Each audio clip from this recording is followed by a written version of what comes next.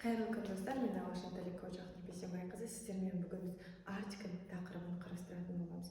Иә, әрине артикль деген нәрсе қазақ тілінде де, орыс тілінде де жоқ, алайда ағылшын тілінде бар. Ал бүгін біз артикль туралы қарастыратын боламыз. Артикль екі түрі бар, ол белгісіз артикль және белгілі артикль. Indefinite and indefinite. Indefinite article, яғни білесіздер, ағылшын тілінде 26 әріп бар, және оның алтауы дауысты дыбыстар. Олар A, E, I, O, U және Y әріптері. Ал енді бұл неге айтып жатырмын, қазір түсінетін боласыздар. Жалпы N ол бізде indefinite article, яғни бір деген сөзден шыққан, біреу, яғни санауға келетін және жекеше түрінде ғана зат есімнің алдында ғана тұратын N деген және N артиклі. Жалпы екеуінің қандай айырмашылығы бар деген сұрақ туындауы мүмкін, иә? Жаңа ғана айтып өттім, 26 әріп бар, оның 20-сы дауысы, 6-ы дауысты.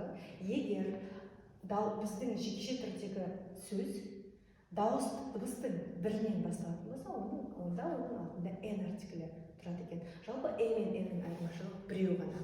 Егер сөз жекеше түрдегі саналатын зат есімнің алдында N жаңағы мына дауысты дыбыстардың бірінен келетін болса, онда оның алдында N артиклі тұрады екен. Мысалы, do you have an apple? То есть, I have an apple, менде алма бар. Яғни, қарап тұрсаңыздар, apple жекеше түрінде, және де оның алғашқы сөзі әріпі дауысты сондықтан оның алдында бізде N артиклі тұрды. Ал енді қараңыз, екінші мысал.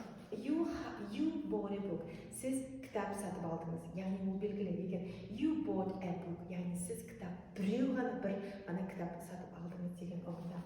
Ал келесі сөйлем бізде сұрауымыз. Do you have a pen? Сізде ручка бар ма? Do you have a pen? Сізде бір ғана бір ручка бар ма деген ұғымды білдіреді екен. Ал енді сіздермен the артиклі. Ол бізде жалпы белгілі артикль болып табылады, яғни the.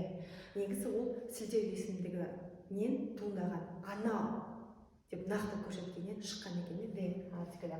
Мысалы, қай кезде қолданылады? Мысалы, both speakers now, то есть екі сөйлеуші де ол ақпарат туралы біледі.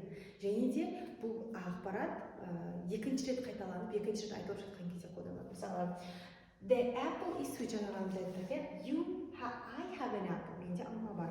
Ал екіншісі, the apple is sweet. Біз уже алманы алдық, дәмін көрдік, бұл уже белгілі болды, иә? Аты затына сай, белгілі болды. The apple is sweet, алма дәмді. Келесі, the book is interesting, жаңа біз айтылады. Сіз кітап сатып алдыңыз. Пока білмейді, белгісіз ғой. Енді айтып жатыр, кітапты оқыды, ол қызық болды, сондықтан the book is interesting. Келесі, is the pen yours? Ручка сенікі ма? Уже бірледі ручканы. Алды, көрді, ұзын кішкене, қандай түс екеніне. Енді ол ручка сенікі ме дейді. Ал енді әрине бұл the артикль әлі болған жоқпыз, иә? Өйткені бұл туралы келесі видеоларда айтатын боламын. Ал бүгінгі негізі біз indefinite N артиклі ғана арасын ажырату мақсат болады. Осымен сабағымыз аяқталды. See you in the next video. As usual, Бейсенбайқызы.